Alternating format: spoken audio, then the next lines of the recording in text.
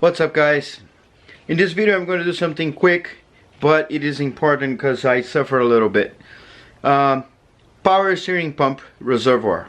When you replace your BMW engine and put a 2JZ on it, it's gonna look like this. Amazing. Unfortunately for me, this one is the thing that I was using on the BMW, and it's kind of hard because it doesn't attach to the engine anywhere. This one you used to attach to the engine, right, to the engine block. Had a place where this would sit in there properly. Here was kind of hard, so I just found a spot. I also, not happy with that, I end up buying a reservoir for the Corolla, Toyota Corolla. I thought it was smaller. Somehow I thought this was like this, which would be perfect for me, right?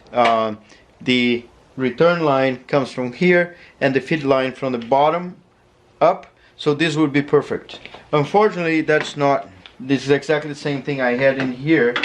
So what I'm going to do is, what I figured was, I need some of those 90 degrees, a couple of those in here on the return, and I'm gonna use a joint thing is, I don't know how this is called, a coupler, to the feeding line, right?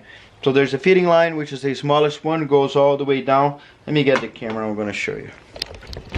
It goes all the way down in here. I have the coolant, oil cooler in here, and as you see, the two connections here. So this is the one that comes from the rack, and this is the one that goes straight to our thing in here. Where is it? Here. And this one comes back to the pump, or from the pump to here. This here goes to the rack, and from the rack to the pump. So, or the other way around, I don't know, but I'm gonna show you what I'm doing. Maybe helps you or just get entertained. Alright, many nights without sleeping because of this, and there it is. And I just hope the hood closes.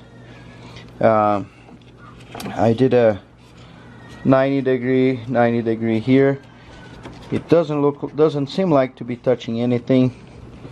Down there, it goes down here and 90 degree down, so it's not kinking anything, and goes all the way down. As you see, I reused the intercooler from the BMW, and it is attached here. So this is the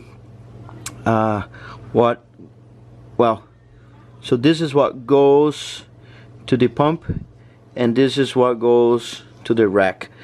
Comes from the pump to the rack, and yeah, and then again returns from the pump here, and then gets fed to the pump again. So yeah, I just need to put this video together in a few minutes. I hope this helps you. There's a lot of tricky parts building this here. Like having my blow-off valve down there. I'm not sure how it's gonna play out, but you know, I'd rather do that than you. So don't forget to subscribe to my channel. Leave a little comment down here on the section of comment sections. I don't even know why I said that. Of course, leave a little comment down there. Like button is always good, and I'll see you on the next video. Look past my face. See status. I'm eating some McDonald's.